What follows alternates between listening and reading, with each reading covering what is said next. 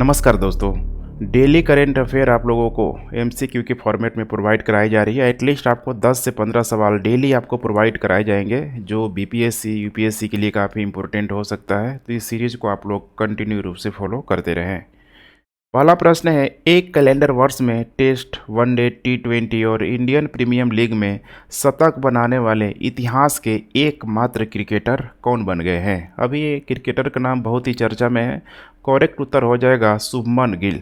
शुभमन गिल के द्वारा क्रिकेट के जो वर्तमान में 4 जो फॉर्मेट है, टेस्ट, वनडे, टी20, आईपीएल, जो बहुत ही प्रचलित है, इसमें एक कैलेंडर वर्ष में अर्थात एक साल में इन चारों ही फॉर्मेट में शतक बनाया गया है।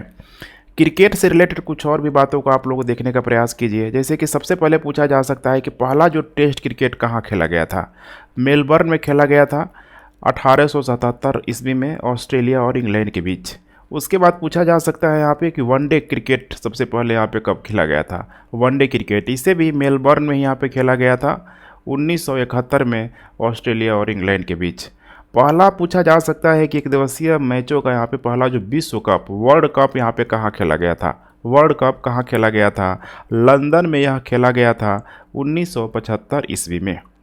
आईसीसी की बात कर ले तो देखिए, पहले इसका जो हेडक्वार्टर हुआ करता था लॉर्ड्स में था, इंग्लैंड में था, लेकिन अभी इसका जो वर्तमान में जो हेडक्वार्टर दुबई में है, ध्यान रखिएगा, दुबई में स्थापित किया गया है। इसकी स्थापना हुई थी 1909 ईस्वी में। और यहाँ पे हम लोग बात करते हैं बीसीसीआई की, तो इसका भी जो गठन हुआ था 1927 में। तो ये सारे डेटा आपको ध्यान में रखने की ज़रूरत है, कहीं से भी प्रश्न पूछा जा सकता है। मेरी लाइफ मेरी स्वच्छ शहर अभियान किसने शुरू किया है? किसने शुरू किया है? प्रधानमंत्री, आवास और शहरी मामलों के मंत्री, पर्यावरण और वन मंत्री, ग्राम विकास मंत्री। इसका करेक्ट उत्तर हो जाएगा आवास और शहरी मामलों के मंत्री। आवास और शहरी मामलों के मंत्री जिनका नाम है हरदीप एस पुरी। हरदीप एस पुरी, दिल्ली में, ठीक है। इसका कह सकते हैं कि मेरी लाइफ मेरी स्वच्छ शहर का जो, ठीक है, शुभारंभ किया गया है। इसका जो उद्देश्य है, देखिए, ट्रिपल आर है यहाँ पे, मूवी का नाम है नहीं है, ठीक है। ट्रिपल आर का मतलब है यहाँ पे कि रीयूज है, ठीक है, रिड्यूस है और इसके अलावा रिसाइकिल है। तो यहाँ पे रीयूज हो जाएगा, रिसाइकिल हो जाएगा, इसके अलावा यहाँ पे रिड्यूस हो जाएगा, ठीक है, रिड्यूस हो जाएगा। तो जो भी यहाँ पे अपशिष्टों का जो कह सकते हैं कि जो प्रबंधन है यहाँ पे पूरी तरीके से पर्यावरण को ध्यान में रखते हुए यहाँ पे इसको बढ़ावा देने का प्रयास किया जा रहा है। अब यहाँ पे एक और स्कीम यहाँ पे पूछा जा सकता है जो बहुत पुराना स्कीम है, जिसका नाम है यहाँ पे मिशन लाइफ। मिशन लाइफ, इसको भी यहाँ पे पर्यावरण के लिए जीवन शैली को ध्यान में रखते हुए यहाँ पे 2022 में, ध्यान रखिएगा, 2022 में प्रधानमंत्री के द्वारा गुजरात के केवडिया में लॉन्च किया गया था। गुजरात के केवडिया में 2022 में इसको लॉन्च किया गया था, जिसका नाम है यहाँ पे मिशन लाइफ। नेक्स्ट, कौन सा खेल 37वें राष्ट्रीय खेलों में शामिल किया गया था? कौन सा खेल 37वें राष्ट्रीय खेलों में शामिल किया गया था? कलरिया पट्टू है यहाँ पे, इसके अलावा मलखम्ब, गतका, उपरोक्त सभी। इसका करेक्ट उत्तर हो जाएगा गतका को। गतका को अभी शामिल किया गया है। और गतका की हम लोग बात करें तो यह पंजाब का, देखिए, पंजाब का पारंपरिक मार्शल आर्ट के रूप में गतका को जाना जाता है। और इसको अभी जो शामिल किया गया है भारतीय ओलंपिक संघ के द्वारा, इंडियन ओलंपिक एसोसिएशन के द्वारा, यहाँ पे जो कि अभी हाल ही में अक्टूबर के महीने में जो गोवा में होने वाला है 37वां, ये भी ध्यान रखिएगा, 37वां जो राष्ट्रीय खेल है, इसको इसमें, ठीक है, गतका को आधिकारिक रूप से शामिल किया गया है। अब देखिए गतका है क्या बेसिकली, तो यह एक युद्ध की एक ऐसी शैली है जिसमें सशस्त्र और निहत्थे दोनों ही तकनीकों का इसमें प्रयोग किया जाता है। इसमें जो भी विभिन्न प्रकार के जो हथियार है, जैसे तलवार, लाठी, खंजर जैसे, ठीक है, जो भी अस्त्र शस्त्र है उसका यहाँ पे प्रयोग किया जाता है। नेक्स्ट, किस राज्य ने हाथियों की डीएनए प्रोफाइलिंग शुरू की है? ये बहुत इंपॉर्टेंट प्रश्न यहाँ पे बन सकता है, इसे आप लोग स्टार मार्क जरूर करके चलेंगे। ऐसे प्रश्नों को बीपीएससी में खासकर पूछा ही जाता है। किस राज्य ने हाथियों की डीएनए प्रोफाइलिंग शुरू की है? तो बिल्कुल ही यहाँ पे बिहार का जो पड़ोसी राज्य के रूप में मौजूद है। करेक्ट उत्तर हो जाएगा यहाँ पे झारखंड। अभी झारखंड के जो पलामू टाइगर रिजर्व से यहाँ पे, ठीक है, इसकी जनगणना के रूप में हाथियों की जो जनगणना होती है उसमें बहुत ही अधिक देखेंगे तो अशुद्धियाँ आती है, समस्या होती है। तो अगर हाथियों का डीएनए प्रोफाइल एक यहाँ पे डेटा बना लिया जाए तो रिपीटेड होने का चांसेस यहाँ पे कम रहेगा। तो अशुद्धियों से बचने के लिए यहाँ पे डीएनए प्रोफाइलिंग झारखंड से यहाँ पे शुरू की गई है। यह गिनती का माना जाता है कि एक उन्नत तरीका है जो मतलब, ठीक है, अशुद्धियों से बचने में पूरी तरीके से मदद करता है। झारखंड की हम लोग बात करें तो देखिए यहाँ पे 2017 में झारखंड में हाथियों की संख्या यहाँ पे 555 था, 555 था यहाँ पे इनकी पूरी संख्या।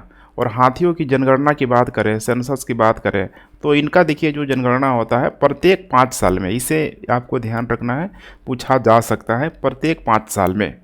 झारखंड में हम लोग बात करें राष्ट्रीय उद्यान और अभयारण्य की, तो इसमें कुछ इंपॉर्टेंट नाम है जैसे कि बेतला राष्ट्रीय उद्यान, दलमा वन्यजीव अभयारण्य, हजारीबाग वन्यजीव अभयारण्य, उधवा पक्षी अभयारण्य। तो मैं एक बार फिर से रिपीट कर रहा हूँ यहाँ पे, बेतला राष्ट्रीय उद्यान, दलमा वन्यजीव अभयारण्य, हजारीबाग वन्यजीव अभयारण्य, उधवा पक्षी अभयारण्य। तो इन 4 नामों को आपको ध्यान में रखना है। और उसके बाद से हाथियों की जो सेंसस होता है, ठीक है, प्रत्येक 5 साल के अंतराल में होता है। टोटल झारखंड में हाथियों की संख्या 2017 की जनगणना के अनुसार 555 थी। और अभी पलामू से डीएनए प्रोफाइलिंग को लेकर यहाँ पे पलामू टाइगर रिजर्व में, ठीक है, स्टार्ट किया गया है। भारतीय प्रतिस्पर्धा आयोग के अध्यक्ष के रूप में किसे नियुक्त किया गया है? रवनीत कौर है, प्रवीण सूद है, मनोज सोनी है और यहाँ पे रश्मि शुक्ला है। बहुत इंपॉर्टेंट सवाल हो सकता है, यहाँ पे ध्यान रखिएगा, भारतीय प्रतिस्पर्धा आयोग के रूप में। तो इसमें यहाँ पे जो चुना गया है पंजाब कैडर के यहाँ पे रवनीत कौर को, यहाँ पे रवनीत कौर को ये यहाँ पे चुना गया है, पंजाब कैडर की है, 1988 की बैच की, 1988 की बैच की है, ठीक है, आईएएस अधिकारी है। और अभी वर्तमान में देखा जाए तो चंडीगढ़ में राजस्व पुनर्वास और आपदा प्रबंधन विभाग में मुख्य सचिव और वित्तीय आयुक्त के रूप में यह कार्य कर रही है। भारतीय प्रतिस्पर्धा आयोग की बात करें तो यहाँ पे देखिए जो भी एक बार, ठीक है, जिसके भी यहाँ पे नियुक्ति की जाएगी उसका यहाँ पे कार्यकाल यहाँ पे 5 साल का होता है। 5 साल, या आप इसे भी समझ सकते हैं 65। आप लोगों ने पॉलिटी पढ़ा होगा तो आपको आइडिया लग गया होगा। 5 साल या 65 साल का मतलब है कि दोनों में से यहाँ पे, ठीक है, जो पहले हो जाए वही यहाँ पे, ठीक है, मान के चलिए 5 साल का टाइम पीरियड है। अगर सपोज करिए कि मतलब 62 साल 63 साल में अगर, ठीक है, कोई यहाँ पे इसका प्रमुख बन रहा है तो फिर उसकी सेवा यहाँ पे कम हो जाएगी। 65 साल तक यहाँ पे लिमिट लगा के रखा गया है, अगले आदेश तक या जो भी पहले हो, ठीक है। इसके अलावा कुछ अन्य भी नियुक्तियाँ हाल ही में हुई है और वैसी नियुक्तियाँ बहुत एग्जाम के दृष्टिकोण से रिलेवेंट है। जैसे कि नंबर 1 में बात करूँ तो सीबीआई, ध्यान रखिएगा, सीबीआई के निदेशक के रूप में प्रवीण सूद को नियुक्त किया गया है। वैसे ही यहाँ पे यूपीएससी का जो अध्यक्ष है, बहुत इंपॉर्टेंट है, यूपीएससी का जो अध्यक्ष है यहाँ पे मनोज सोनी को नियुक्त किया गया है। और वैसे ही है यहाँ पे, ठीक है, सशस्त्र सीमा बल एसएसबी का महानिदेशक के रूप में आईपीएस अधिकारी रश्मि शुक्ला देख पा रहे हैं यहाँ पे, रश्मि शुक्ला देखिए यहाँ पे फीमेल को इंडिकेट कर रही है। एसएसबी के महानिदेशक के रूप में बहुत ही इंपॉर्टेंट यहाँ पे हो सकता है, आईपीएस रह चुकी हैं। नेक्स्ट, रक्षा मंत्रालय के आईडेक्स में 250वां अनुबंध करके एक मील का पत्थर हासिल किया। आईडेक्स का पूर्ण रूप क्या है? यहाँ पे इसका देख पा रहे हैं, यहाँ पे फुल फॉर्म यहाँ पे पूछा जा रहा है, innovation for destructive excellence, innovation for defence excellence, imaginative defence excellence. बाकी तो देख रहे कितना अजीब लग रहा है। यहाँ पे मामला आगे फंस सकता है, इन दोनों में यहाँ पे कौन करेक्ट उत्तर होगा? करेक्ट उत्तर हो जाएगा इसका B, innovation for defence excellence. अगर हम लोग यहाँ पे आईडेक्स की यहाँ पे बात करें तो इसकी जो शुरुआत यहाँ पे की गई थी 2018 में अप्रैल के महीने में प्रधानमंत्री के द्वारा शुरू की गई थी। अब इसका जो उद्देश्य है, देखिए उद्देश्य तो बदलता नहीं है, इसका जो भी उद्देश्य है जैसे कि एमएसएमई को इसमें शामिल करना, स्टार्टअप को शामिल करना, उसी तरीके से व्यक्तिगत जो भी इनोवेटर्स है, जो भी यहाँ पे संस्थान है, शिक्षाविद है, उद्योग है, इन सबको यहाँ पे क्या करना है? शामिल करना है, एक जगह एक छतरी के नीचे लाने का प्रयास करना है, ताकि इनके माध्यम से रक्षा और एरोस्पेस में, डिफेंस और एरो स्पेस में आत्मनिर्भरता और नवाचार और प्रौद्योगिकी विकास को बढ़ावा देना है। तो पूरा पूरा यहाँ पे ठीक है टैलेंट का बंच ही होगा, तो ऐसे लोगों के द्वारा यहाँ पे इसको ठीक है बेहतरीन करने का भी प्रयास किया जाएगा। नेक्स्ट प्रश्न संख्या 7, भारतीय राष्ट्रीय भुगतान निगम NPCI, देख पा रहे हैं यहाँ पे NPCI, ठीक है, निम्नलिखित में से कौन सा कथन सही है? ऐसे प्रश्न बहुत पूछा जाता है, ठीक है, काफ़ी स्टैंडर्ड लेवल का प्रश्न इसे आप मान सकते हैं। यूपीएससी या फिर स्टेट PCS में इस तरह का प्रश्नों को बहुत अधिक आजकल पूछा जा रहा है। यह भारत में खुदरा भुगतान के लिए एक छाता संगठन है, एक छतरी है, यहाँ पे देख पा रहे हैं, यहाँ पे हर एक दुकानों में लगा हुआ है, तो बिल्कुल करेक्ट है ये खुदरा। उसके बाद यह भारतीय रिजर्व बैंक और भारतीय बैंक संघ द्वारा बैंकिंग विनियमन अधिनियम 1949 के प्रावधानों के तहत स्थापित किया गया है। अब यहाँ पे इतना जो पुराना जो यहाँ पे अधिनियम है 1949 का, देखिए ये यहाँ पे गलत है, 1949 के अधिनियम के तहत नहीं बल्कि 2007 के अधिनियम के तहत इसको यहाँ पे शामिल किया गया है। बाकी दोनों मिलके काम कर रहे हैं, RBI और यहाँ पे IBA अर्थात भारतीय बैंक संघ। तो इसीलिए यहाँ पे कह रहा है कि कौन सा कथन सही है, कौन सा कथन सही है। यहाँ पे इसे आप सुधार लीजिएगा क्वेश्चन को, ये क्वेश्चन होगा कौन सा कथन सही नहीं है, ठीक है, ये टाइपिंग एरर है और कुछ नहीं है, तो बी ही करेक्ट उत्तर होगा। ये बी यहाँ पे सही नहीं है क्योंकि 1949 के प्रावधानों के तहत नहीं, 2007 के प्रावधानों के तहत शामिल किया गया है। इसे कंपनी अधिनियम 1956 के तहत लाभ के लिए नहीं कंपनी के रूप में शामिल किया, ये बिल्कुल सही है। यह भौतिक के साथ साथ इलेक्ट्रॉनिक भुगतान और निपटान प्रणाली के लिए भारत में संपूर्ण बैंकिंग प्रणाली को बुनियादी ढांचा प्रदान करता है, ये भी यहाँ पे सही है। तो यहाँ पे कौन सा कथन सही नहीं है इसे आपको ध्यान में रखना है।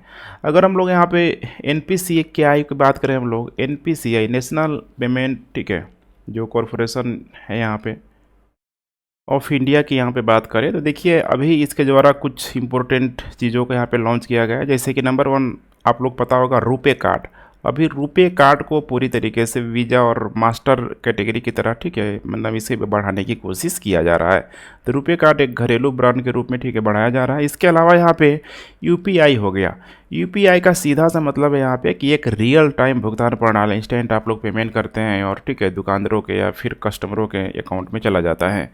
इसके अलावा यहाँ पे NEFT है, NEFT, ठीक है, NEFT का जो उपयोग है खासकर अंतर बैंक धन हस्तांतरण करने की अनुमति देता है, एक बैंक से दूसरे बैंक में, या फिर आप कह सकते हैं कि एक बैंक है SBI, दूसरा बैंक अगर कोई भी है, बैंक ऑफ बड़ौदा है, HDFC है, तो फिर वहाँ पे आसानी से इसके माध्यम से ट्रांसफ़र किया जा सकता है। तो अभी 3 तरह की जो फैसिलिटी है ये प्रोवाइड करा रही है, ठीक है।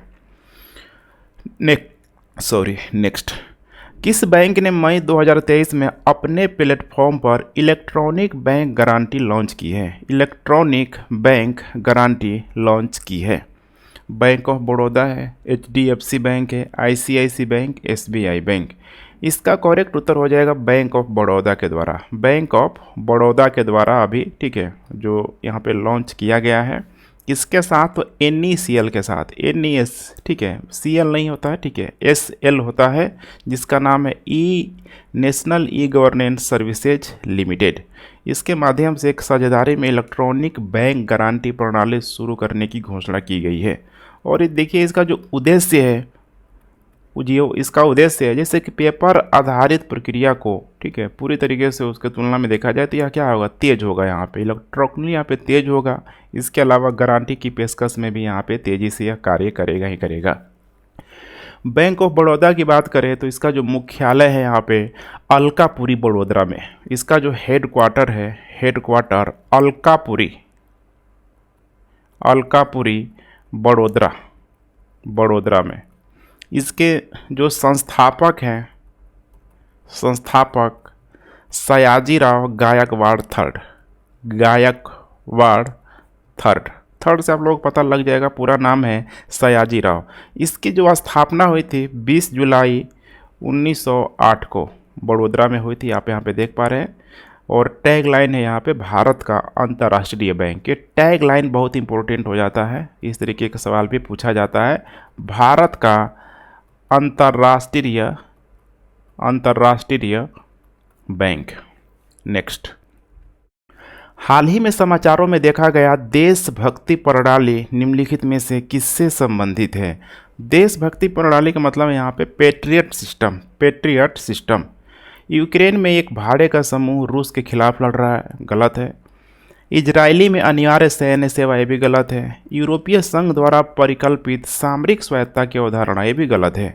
अब चौथा है तो यहाँ पे सही ही होगा, संयुक्त राज्य अमेरिका द्वारा विकसित सतह से हवा में मार करने वाली मिसाइल प्रणाली। यहाँ पे देख पा रहे हैं सरफेस टू एयर मिसाइल है यहाँ पे, तो आप बिल्कुल समझ गए होंगे कि इसका जो संबंध है बिल्कुल एक ठीक है मिसाइल से है, जो कि सतह से हवा में मार करने वाली मिसाइल है। इससे विमान हो गया या फिर सामरिक बैलिस्टिक मिसाइल हो गया, क्रूज मिसाइलों को रोकने और नष्ट करने के लिए इसको डिजाइन किया गया है। और अभी वर्तमान में इस सिस्टम को, देशभक्ति प्रणाली को देखा जाए तो बहुत सारे देशों के द्वारा यहाँ पे इसको अपनाया जा रहा है। लगभग 30 से अधिक देश अभी ठीक है इसको अपना रहे हैं, खासकर उस देश की सेना इसको अपना रही है। माई लाइफ इन डिजाइन पुस्तक का अनावरण किसने किया है? ये तो बहुत सिंपल है, माई लाइफ इन डिजाइन। अभी एडवर्टाइजमेंट बहुत इनका जोड़ों शोरों से है, ठीक है। करेक्ट उत्तर हो जाएगा यहाँ पे गौरी खान। प्रश्न संख्या 1, किसे अखिल भारतीय नाट्य परिषद के अध्यक्ष के रूप में चुना गया है? प्रशांत दामले, देश पांडे, नरेश गडेकर, सुनील धागे। इसका करेक्ट उत्तर हो जाएगा प्रशांत दामले। अभी हाल ही में इसका चुनाव मुंबई में किया गया था और इसमें टोटल 60 मतदाता थे, जिसमें 50 वोट सिर्फ और सिर्फ प्रशांत दामले को मिला, 10 वोट देश पांडे को मिला। प्रशांत दामले की जीत को युवा पीढ़ी के थिएटर कलाकारों की जीत के रूप में देखा जा रहा है, जो अखिल भारतीय नाट्य परिषद में बहुत बड़ा बदलाव लाना चाहते हैं। नेक्स्ट, किस शेरपा ने रिकॉर्ड 27वीं बार माउंट एवरेस्ट पर चढ़कर एक नया रिकॉर्ड स्थापित किया? इस तरह का प्रश्न देखिए बहुत पूछा जाता है, ध्यान से देखते चलिए। पहला ऑप्शन है कामी रीता शेरपा, पासंग दावा शेरपा, आपा शेरपा। इनमें से कोई नहीं। करेक्ट उत्तर हो जाएगा कामी रीता शेरपा। तो नेपाल की एक अभियान आयोजन जिसका नाम है company the 7 summit track, company the 7 summit track, इसी के द्वारा ये घोषणा किया गया है, नया घोषणा ये किया गया है। तो शेरपा का नाम आप लोग ध्यान रखिएगा, जो शेरपा है तिब्बती भाषा के शब्द सर और उसके अलावा पा, देख रहे हैं यहाँ पे सर और पा दोनों से मिलकर बना हुआ है। इसका मतलब होता है पूरब के लोग। शेरपा अपने पर्वतारोहण कौशल के लिए जाने जाते हैं और इन लोगों के द्वारा 1998 से माउंट एवरेस्ट पर चढ़ाई की शुरू की गई थी। किस राज्य के मुख्यमंत्री ने सार्वजनिक वितरण प्रणाली के माध्यम से पैकेज्ड मसालों के वितरण का उद्घाटन किया? ये प्रश्न काफ़ी इम्पोर्टेंट हो सकता है, क्योंकि पीडीएस में देखिए अभी इस चीज़ को लाया नहीं गया था, मसाले वगैरह का वितरण नहीं किया गया था, लेकिन अब यहाँ पे किया जा रहा है। सिक्किम है, असम है, त्रिपुरा है और उसके बाद नागालैंड है। करेक्ट उत्तर हो जाएगा यहाँ पे त्रिपुरा के मुख्यमंत्री जिनका नाम है डॉक्टर मनिक साहा ने सार्वजनिक वितरण प्रणाली के माध्यम से पैकेज्ड मसालों के वितरण का उद्घाटन किया। राज्य के अब इसमें क्या होगा, तो सभी राशन कार्ड धारकों को 20 रुपये, ये मूल्य याद जरूर रखिएगा, 20 रुपये प्रति किलो की दर से मसाले वितरित किए जाएंगे। मसालों का वितरण आवश्यक वस्तुओं की बढ़ती कीमतों से लोगों को राहत देने के लिए राज्य सरकार के द्वारा प्रयास किया जा रहा है। नेक्स्ट, अंतर्राष्ट्रीय संग्रहालय एक्सपो 2023 का थीम क्या है? Music, sustainability and wellbeing, protect our heritage है, preservation for life, our museums are proud. ठीक है, our museums our proud. Correct उत्तर हो जाएगा यहाँ पे A, museum, sustainability and well being. ठीक है, वेल बीइंग। इसका उद्घाटन 18 मई को प्रधानमंत्री नरेंद्र मोदी के द्वारा किया गया था और इसका जो आयोजन है 47वें अंतर्राष्ट्रीय संग्रहालय दिवस के उपलक्ष्य के रूप में आज़ादी का अमृत महोत्सव के हिस्से के रूप में किया गया था। ये किया गया था नई दिल्ली के प्रगति मैदान में। तो नई दिल्ली का जो प्रगति जो मैदान है बहुत इंपॉर्टेंट है, जो भी बड़ी बड़ी जो भी इवेंट ऑर्गेनाइज यहाँ पे किया जाता है इसी प्रगति मैदान में किया जाता है। नेक्स्ट, निम्नलिखित में से किस देश में डॉक्टर एल मुरुगन कान अंतर्राष्ट्रीय फिल्म महोत्सव में भारतीय पवेलियन का उद्घाटन करेंगे? फ्रांस है, अमेरिका है, स्विट्जरलैंड, इसके अलावा यहाँ पे ब्राज़ील है। इसका करेक्ट उत्तर हो जाएगा यहाँ पे फ्रांस, ध्यान रखिएगा फ्रांस। इसका जो उद्घाटन है सूचना और प्रसारण राज्य मंत्री जिनका नाम है डॉक्टर एल मुरुगन यही है सूचना और प्रसारण राज्य मंत्री। अब इसका थीम पूछा जा सकता है कि इसकी थीम क्या है, तो भारत की रचनात्मक अर्थव्यवस्था का प्रदर्शन पर इसका आधारित है। थीम भारत की रचनात्मक अर्थव्यवस्था पर आधारित है। अब ये जो पवेलियन का जो डिजाइन किया गया है राष्ट्रीय डिजाइन संस्थान द्वारा किया गया है और ये जो डिजाइन है सरस्वती यंत्र से प्रेरित है जो देवी सरस्वती का अमूर्त प्रतिनिधित्व भी करता है। किस उत्तर पूर्वी राज्य में नई उड़ने वाली गेको प्रजाति की खोज की गई है? इस तरह का प्रश्न देखिए साइंस एंड टेक्नोलॉजी से पूछा जा सकता है। ऐसे प्रश्नों को विशेष ध्यान देने की जरूरत होती है। असम है, मणिपुर, मेघालय, उसके बाद यहाँ पे मिजोरम। करेक्ट उत्तर हो जाएगा यहाँ पे मिजोरम, ध्यान रखिएगा मिजोरम। तो यहाँ पे मिजोरम विश्वविद्यालय और जर्मनी के शोधकर्ताओं के द्वारा मिजोरम यूनिवर्सिटी वर्सेस जर्मनी के जो शोधकर्ता हैं इन्हीं लोगों के द्वारा म्यांमार भारत की सीमा पर नई उड़ने वाली गेको प्रजाति की खोज की गई है। इस टीम का जो नेतृत्व किया हुआ था, टीम का जो लीडर था प्रोफेसर हमर तलाव मते लाल रेमसंगा। बहुत कॉम्प्लिकेटेड नाम है और इसका जो नामकरण जो किया गया है मिजोरम के नाम पे ही यहाँ पे किया गया है। तो गेको प्रजाति ध्यान रखिएगा मिजोरम। नेक्स्ट, किस व्यक्ति को पेटीएम का सीओओ और अध्यक्ष नियुक्त किया गया है? सीओओ और अध्यक्ष नियुक्त किया गया है। पहला है भावेश गुप्ता, विजय शेखर शर्मा, सुरिंदर चावला, इनमें से कोई नहीं। करेक्ट उत्तर हो जाएगा यहाँ पे भावेश गुप्ता। भावेश गुप्ता को कंपनी का मुख्य परिचालन अधिकारी इसी को बोला जाता है सीओओ और अध्यक्ष भी नियुक्त किया गया है। तो ये काफ़ी इंपॉर्टेंट यहाँ पे हो सकता है। पेटीएम की हम लोग बात करें, पेटीएम जिसे 197 कम्युनिकेशन के रूप में भी जाना जाता है, यह एक भारतीय डिजिटल भुगतान और वित्तीय सेवा कंपनी है और इसकी जो स्थापना किया गया था 2000 ईस्वी में नोएडा है इसका मुख्यालय और इसकी जो स्थापना किया गया था विजय शेखर शर्मा के द्वारा। नेक्स्ट, किस राज्य ने कहा है कि वह 1 करोड़ से अधिक ऐतिहासिक दस्तावेजों को संरक्षित करेगा? उत्तर प्रदेश, बिहार, महाराष्ट्र और राजस्थान। ये प्रश्न बीपीएससी के लिए काफ़ी इंपॉर्टेंट हो सकता है। आप लोग आंसर भी अनुमान लगा ही लिए होंगे। इसका करेक्ट उत्तर हो जाएगा यहाँ पे बिहार, ध्यान रखिएगा बिहार। इन फाइलों में मुगल युग के फरमान और ज़मीन के रिकॉर्ड शामिल है जिसमें राजा टोडरमल भी यहाँ पे शामिल है। जो भी ऐतिहासिक दस्तावेज हैं जैसे कि यहाँ पे मुगल हो गया, मुगल के साथ साथ राजा टोडरमल यहाँ पे हो गया। इसके अलावा देखा जाए तो बाबा कुंवर सिंह हो गया, महात्मा गांधी, या फिर यहाँ पे जो गांधी के द्वारा जो चंपारण सत्याग्रह से जुड़े सब यहाँ पे दस्तावेज जुड़े हुए हैं। बिहार सरकार ने बेहतर और लंबे जीवन के लिए महत्वपूर्ण और गोपनीय ऐतिहासिक कागजी दस्तावेजों के संरक्षण के उपायों की योजना बनाई है। तो इसीलिए यहाँ पे 1 करोड़ से अधिक दस्तावेजों को संरक्षित किया जाएगा। नेक्स्ट, अनु रानी ने स्वर्ण पदक जीता और फेडरेशन कप 2023 में एशियाई खेलों के क्वालिफिकेशन मार्क को पार कर लिया। वह किस खेल से संबंधित हैं? डिस्क थ्रो, शूटिंग और जेवलिन, उसके बाद है यहाँ पे लंबी कूद। करेक्ट उत्तर हो जाएगा यहाँ पे काफ़ी फेमस नाम अभी वर्तमान में हो चुका है, ठीक है, जेवलिन में यहाँ पे, ठीक है, अन्नू रानी का नाम, अन्नू रानी का नाम, उसने एशियाई एथलेटिक्स चैंपियनशिप के लिए यहाँ पे क्वालिफाई कर लिया, जो कि, ठीक है, हाँ, जुलाई बैंकॉक में, ध्यान रखिएगा, जुलाई में बैंकॉक थाईलैंड में यहाँ पे होने वाली है। और इस कार्यक्रम का जो आयोजन किया गया था रांची में, रांची का जो बिरसा मुंडा स्टेडियम में यहाँ पे हुआ था, इसी में इनके द्वारा क्वालिफाई किया गया था।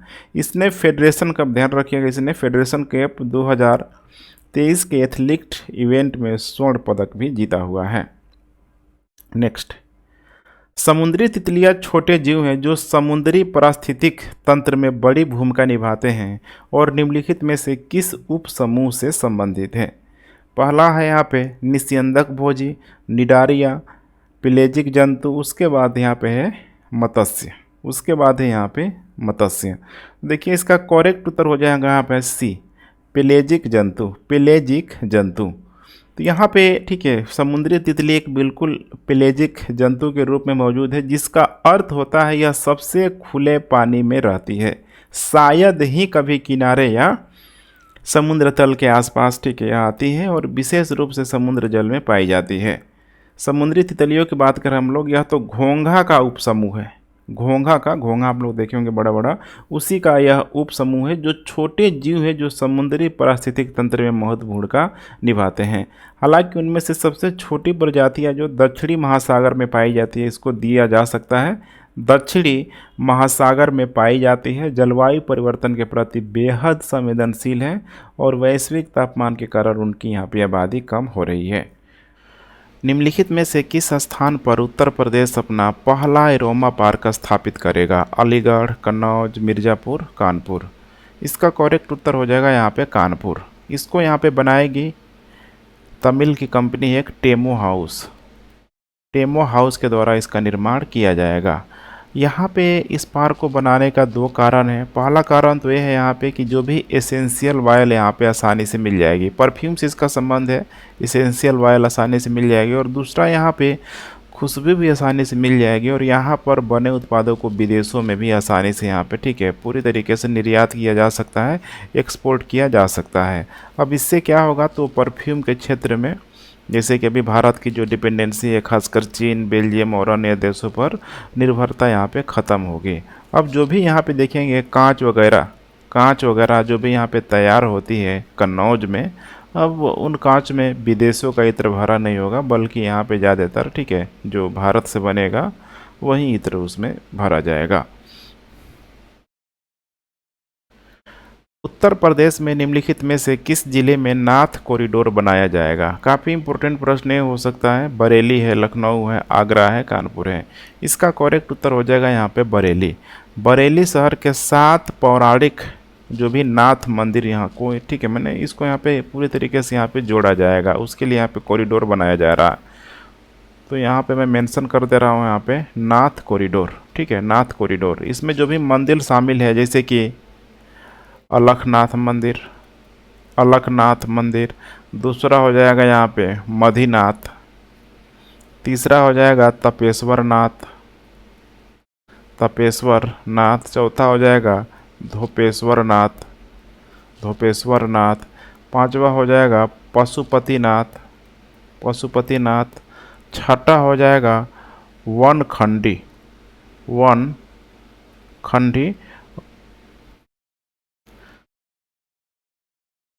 इन सबको यहाँ पे कनेक्टिविटी प्रदान की जाएगी। यह राज्य में नाथ संप्रदाय को समर्पित पहला यहाँ पे धार्मिक स्थल होगा। नाथ संप्रदाय की बात करें तो आपको ध्यान रखना है कि नाथ पंथ एक हिंदू धार्मिक परंपरा है, जिसकी उत्पत्ति 9वीं-10वीं शताब्दी में हुई थी। नाथ पंथ में यहाँ पे विशेषकर देखा जाए तो योग हो गया, ध्यान और शारीरिक शक्ति के महत्व पर जोर देता है। नाथ पंथ एक गैर सांप्रदायिक परंपरा है और इसके सदस्य सभी जातियों और पृष्ठभूमियों से आते हैं। गोरखनाथ को नाग पंथ का प्रवर्तक भी माना जाता है।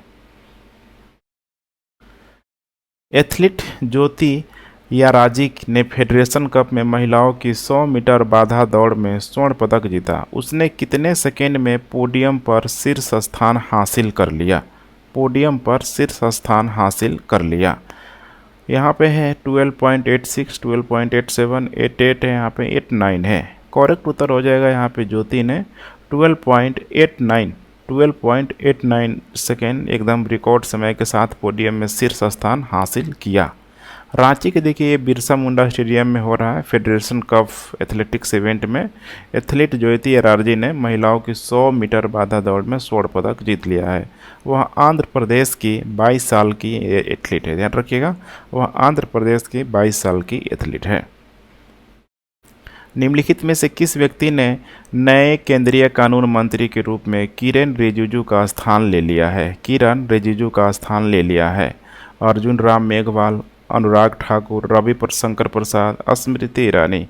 करेक्ट उत्तर यहाँ पे उत्तर हो जाएगा यहाँ पे अर्जुन राम मेघवाल को नया कानून मंत्री नियुक्त किया गया है, जबकि किरेन रिजिजू को जितेंद्र सिंह की जगह पृथ्वी विज्ञान मंत्रालय सौंपा गया है। ध्यान रखिएगा, किरेन रिजिजू को जितेंद्र सिंह की जगह पृथ्वी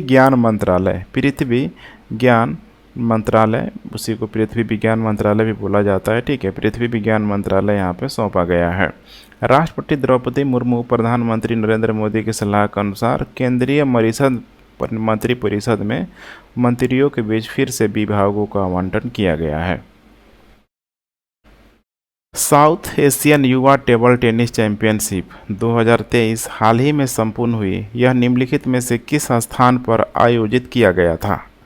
शिमला है, ईटानगर है, इम्फाल है, गंगटोक है। इसका करेक्ट उत्तर हो जाएगा यहाँ पे Itanagar. South Asia youth table tennis championship 2023 का आयोजन ईटानगर में, ठीक है, किया गया था। ईटानगर में संपन्न भी हुआ। चैंपियनशिप में भूटान, बांग्लादेश, भारत, मालदीव, श्रीलंका और नेपाल जैसे 6 देशों के 100 से अधिक एथलीटों ने भाग लिया। अंडर 19 बॉय सिंगल में अंकुर भट्टाचार्य ने स्वर्ण पदक हासिल किया। वहीं दूसरी तरफ देखा जाए तो सुहाना सैनी ने अंडर 19 गर्ल्स सिंगल्स में शानदार प्रदर्शन में, ठीक है, स्वर्ण पदक इनके द्वारा हासिल किया गया। महिलाओं की कैटेगरी में देखा जाए तो सुहाना सैनी और लड़कों की कैटेगरी में यहाँ पे अंडर 19 बॉय की कैटेगरी में जिनका नाम है, ठीक है, अंकुर भट्टाचार्य। निम्नलिखित में से कौन सी संस्था 2030 तक भारत में क्लाउड इंफ्रास्ट्रक्चर में $12.7 बिलियन का निवेश करेगी? गूगल है, Amazon web service, Microsoft, alphabet. इसका करेक्ट उत्तर हो जाएगा यहाँ पे अमेजन वेब सर्विस ने 2030 तक भारत में क्लाउड इंफ्रास्ट्रक्चर में एक बहुत बड़ी अमाउंट है $12.7 बिलियन निवेश करने की योजना बनाई है, जो भारतीय बाजार के प्रति अपनी प्रतिबद्धता को प्रदर्शित करता है। अमेजन वेब सर्विस के लिए 200 से अधिक सेवाओं के साथ स्टोरेज हो गया, रोबोटिक्स और आर्टिफिशियल इंटेलिजेंस सहित क्लाउड सेवाओं की एक विस्तृत श्रृंखला यह प्रदान करता है। सिस्को सिस्टम और एप्पल इंक आपूर्तिकर्ता फॉक्सकॉन जैसे अन्य तकनीक दिग्गजों ने भी हाल ही में भारत में निवेश और परिचालन स्थापित करने की योजना घोषणा की है, जो देश के कारोबारी माहौल में बढ़ती रुचि का पूरी तरीके से संकेत है। मई 2023 में भारत और यूरोपीय संघ निम्नलिखित में से किस क्षेत्र पर समन्वय करने के लिए सम्मिलित हुए हैं? किस क्षेत्र पर? युवाओं की स्किलिंग है, शिक्षा क्षेत्र है, अर्धचालक क्षेत्र है, आगमन पर वीज़ा। इसका करेक्ट उत्तर हो जाएगा यहाँ पे अर्धचालक क्षेत्र। भारत और यूरोपीय संघ सामरिक अर्धचालक क्षेत्र पर समन्वय के लिए सहमत हुआ है। इनका लक्ष्य है सितंबर 2023 तक एक समझौता ज्ञापन को पूरा करना। पहले भारत यूरोपीय संघ व्यापार और प्रौद्योगिकी परिषद की बैठक जो हुई थी ब्रुसेल्स में हुई थी, जहां उन्होंने डिजिटल कौशल अंतर को पाटने और प्रमाणन की पारस्परिक मान्यता की खोज करने पर चर्चा की। दोनों पक्ष डिजिटल कौशल अंतर को दूर करने के लिए कुशल पेशेवरों और प्रतिभा को बढ़ावा देने पे जोर दे रहे हैं। मई 2023 में प्रधानमंत्री नरेंद्र मोदी ने ओडिशा की पहली वंदे भारत ट्रेन का उद्घाटन किया। इस ट्रेन का रूट क्या होगा? रूट पूछा जा रहा है। कटक से पारादीप, पुरी से हावड़ा, सुंदरगढ़ से देवगढ़, रायगढ़ से अंगुल। इसका करेक्ट उत्तर हो जाएगा पुरी से हावड़ा। ध्यान रखिएगा, पुरी से हावड़ा यहाँ पे होगा। प्रधानमंत्री नरेंद्र मोदी ने वीडियो कॉन्फ्रेंसिंग के जरिए उड़ीसा में 8,000 करोड़ रुपए की 8,000 करोड़ रुपए के अधिक की कई रेलवे परियोजनाओं का आधारशिला रखी और उन्हें समर्पित किया। अब इसका जो देखेंगे नियमित जो संचालन होगा, नियमित जो परिचालन होगा 20 मई से ये शुरू हो जाएगा, जो कि अभी तक शुरू भी हो गया होगा। यह ट्रेन सप्ताह में 6 दिन चलेगी। मई 2023 में कर्नाटक के नए मुख्यमंत्री के रूप में कौन शपथ लेगा? कर्नाटक के नए मुख्यमंत्री सिद्धारमैया है, डीके शिव कुमार है, बसवराज बम्बई है, थावरचंद गहलोत है। थावरचंद गहलोत है। बहुत आसान सा जवाब होगा, ठीक है। अभी जो है सिद्धारमैया को कांग्रेस द्वारा 135 सीट जो प्राप्त हुआ है कर्नाटक में चुनाव जीतने के बाद से सिद्धारमैया को कर्नाटक का मुख्यमंत्री नियुक्त घोषित किया गया है और यहाँ पे शपथ भी ले लिया गया है। हाल ही में कार्बन बॉर्डर एडजस्टमेंट मैकेनिज्म खबरों में था। यह निम्नलिखित में से किसकी एक पहल है? किसकी एक पहल है? संयुक्त राज्य अमेरिका, यूरोपीय संघ, ऑस्ट्रेलिया, भारत। इसका करेक्ट उत्तर हो जाएगा यहाँ पे यूरोपीय संघ। ध्यान रखिएगा, यूरोपीय संघ। तो इसमें देखेंगे तो यहाँ पे भारत है, भारत, यूरोपियन यूनियन, ठीक है। ब्रसेल्स में यहाँ पे कार्बन बॉर्डर टैक्स पर चर्चा की गई। अब कार्बन बॉर्डर टैक्स के बारे में हम लोग यहाँ पे जान लेते हैं। यहाँ पे देखिए, यह जो नियम है 16 मई 2023 को प्रभावित हुआ था और 1 अक्टूबर 2023 को उनके कार्यान्वयन का संक्रमणकालीन चरण शुरू होगा। यूरोपीय संघ का कार्बन बॉर्डर एडजस्टमेंट यूरोपीय संघ में प्रवेश करने वाले कार्बन गहन सामानों के उत्पादन के दौरान उत्सर्जन कार्बन पर उचित मूल्य लगाने और गैर यूरोपीय संघ के देशों में स्वच्छ औद्योगिक उत्पादन को प्रोत्साहित करने के लिए एक ऐतिहासिक कदम, ध्यान रखिएगा, ऐतिहासिक कदम एक ऐतिहासिक उपकरण के रूप में साबित हो सकता है।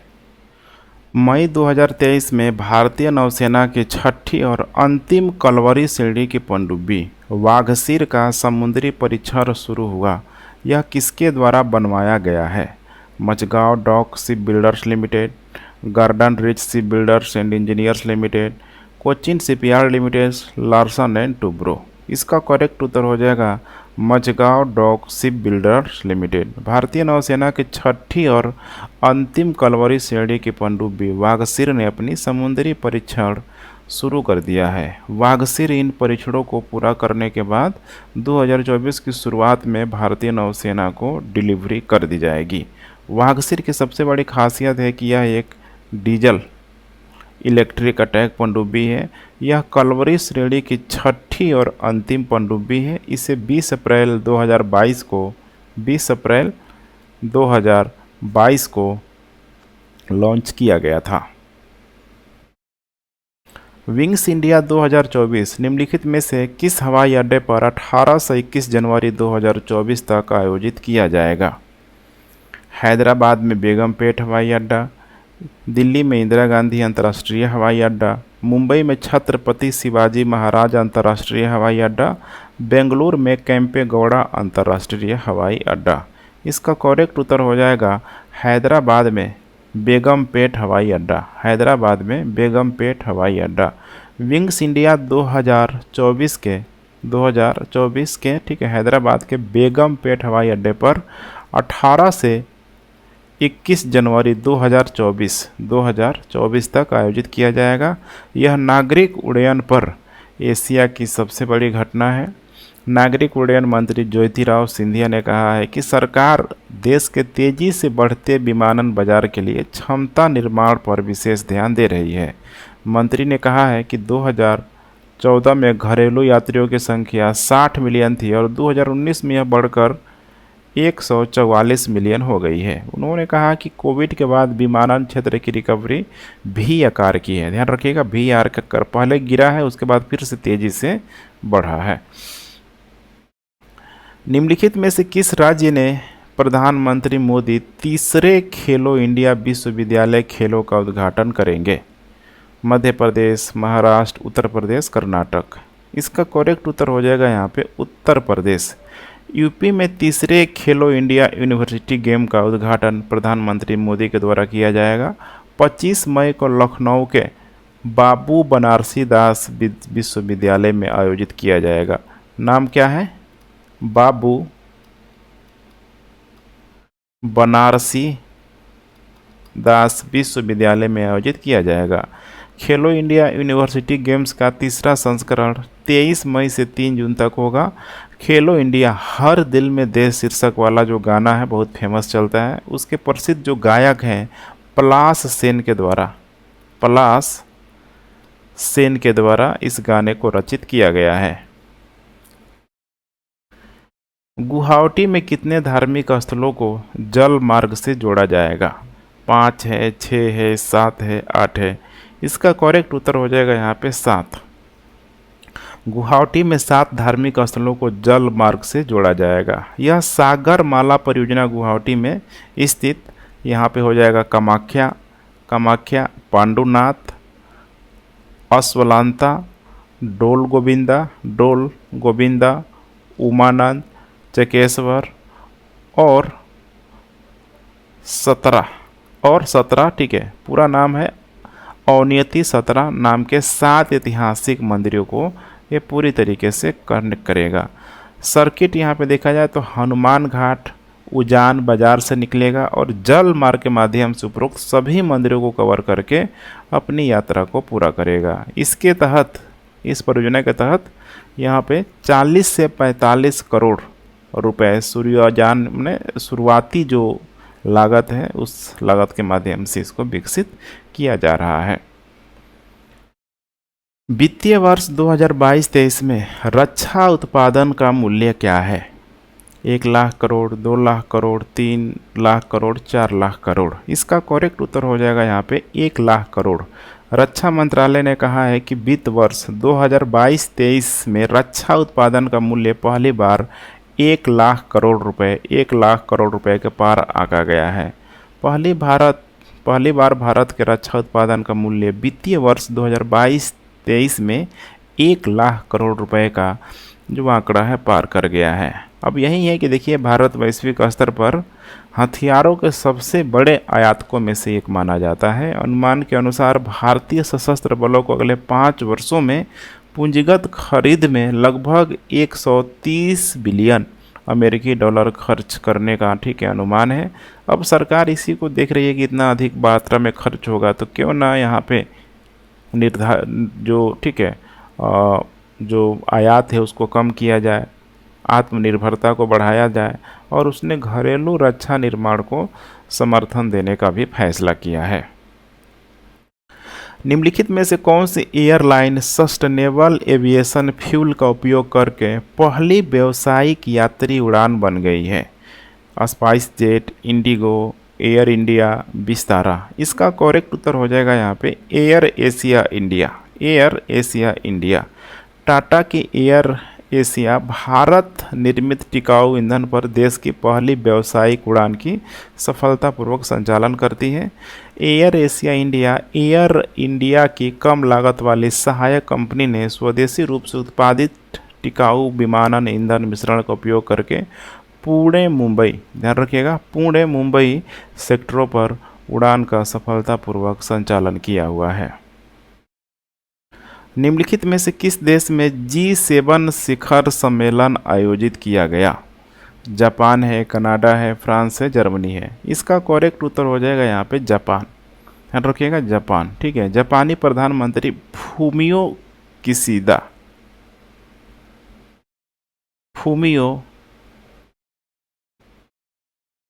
किसीदा ने हिरोशिमा में G7 नेताओं का स्वागत किया, जहां G7 नेताओं ने पीस मेमोरियल पार्क में पुष्पांजलि अर्पित की। G7 के नेता वर्तमान में 19 से 21 मई तक हिरोशिमा में होने वाले G7 शिखर सम्मेलन में भाग लेने के लिए जापान गए हैं। जापान ने अपने G7 प्रेसिडेंसी के तहत जो इनवाइट किया है, जैसे कि ऑस्ट्रेलिया को, ब्राज़ील हो गया, कोमोरोस को, दक्षिण कोरिया को, साउथ कोरिया को, इसके अलावा वियतनाम के नेताओं को आमंत्रित भी किया हुआ है। अरब लीग शिखर सम्मेलन में जो हाल ही में खबरों था, निम्नलिखित में से किस देश में हुआ था? इराक, ईरान, सऊदी अरब, इसके अलावा इजराइल। तो इसका करेक्ट उत्तर हो जाएगा सऊदी अरब। सऊदी अरब का जो शहर है जेद्दा में, ठीक है, बुलाई गई थी 22 सदस्यीय लीग। हाल ही में सीरिया को यहाँ पे इन लोगों ने बहाल किया हुआ है, सीरिया को पुनः इसमें शामिल कर लिया है। सीरिया के राष्ट्रपति बशर, ठीक है, असद नहीं है, असद है। राष्ट्रपति बशर असद ने सऊदी अरब में 12 वर्षों में अपने पहले क्षेत्रीय शिखर सम्मेलन में भाग लिया। मई 2023 में पेपर अरेबिया 2023 प्रदर्शनी समाचारों में देखी गई। यह निम्नलिखित में से किस स्थान पर आयोजित किया गया था? किस स्थान पर आयोजित किया गया था? Dhaka, Dubai, Abu Dhabi, Mumbai. इसका करेक्ट उत्तर हो जाएगा यहाँ पे दुबई। पेपर अरेबिया 2023 दुबई में भारतीय कंपनियों को देखा जाए तो बड़ी मात्रा में जलवा रहा। दुबई में पेपर अरेबिया 2023 प्रदर्शनी में भाग लेने वाले जो भी यहाँ पे इंडियन कंपनियाँ थी, भारतीय कंपनियाँ थी, ठीक है, लाभ और आशाजनक व्यावसायिक संभावनाओं का अनुभव कर रही है कि वहाँ में प्रॉफिट होने वाला है। प्रदर्शनी में इंडिया पवेलियन में मुख्य रूप से जितना भी MSME micro small medium enterprise क्षेत्र की 30 कंपनियां जो कागज से संबंधित विभिन्न उत्पाद और उपकरणों का प्रदर्शन करती है। नवेगांव नागजीरा टाइगर रिजर्व के संदर्भ में निम्नलिखित में से कौन सा कथन गलत है? कौन सा कथन गलत है? नवेगांव नागजीरा टाइगर रिजर्व छत्तीसगढ़ में स्थित है। छत्तीसगढ़ में स्थित है। पहला ही स्टेटमेंट गलत है। यहाँ पे छत्तीसगढ़ में यह स्थित नहीं है, बल्कि यह महाराष्ट्र के गोंदिया और सांदारा जिले में स्थित है। इसीलिए पहला स्टेटमेंट गलत है। पूछ रहा है कि कौन सा गलत है, तो यही गलत है। इसका संबंध कान्हा पेंच और तडोबा टाइगर रिजर्व से बिल्कुल सही है। इस बाघ अभयारण्य में नवेगांव राष्ट्रीय उद्यान, नागजीरा वन्यजीव अभयारण्य और कोका वन्यजीव अभयारण्य का क्षेत्र शामिल है। बिल्कुल सही है। इसमें दक्षिणी उष्णकटिबंधीय शुष्क पर्णपाती प्रकार की जलवायु है। ये भी बिल्कुल सही है। तो करेक्ट उत्तर हो जाएगा यहाँ पे ए, जो कि गलत है। बाकी सब यहाँ पे सही है, लेकिन पूछ रहा है क्या? करेक्ट नहीं पूछ रहा है, ठीक है, गलत पूछ रहा है। नेक्स्ट, हाल ही में समाचार में देखा गया SATFP निम्नलिखित में से किससे संबंधित है? दक्षिण चीन सागर में तैनात अमेरिकी पनडुब्बी, रूस में भाड़े का समूह, रूस विमान रॉकेट, इजराइल ने बनाया मानव रहित विमान। देखिए इसका करेक्ट उत्तर यहाँ पे हो जाएगा इसका हो जाएगा रूस विमान रॉकेट, ठीक है, रूस विमान रॉकेट। क्योंकि यहाँ पे यूक्रेन रूस के बीच पुतिन रूस सेना ने SATF दीवार भेदी रॉकेटों से लैस करेंगे। SATF की यहाँ पे बात किया जाए तो 80 mm बिना निर्देशित रॉकेट है, जिसे मुख्य रूप से रूसी संघ के सशस्त्र बलों के लिए विकसित किया गया है।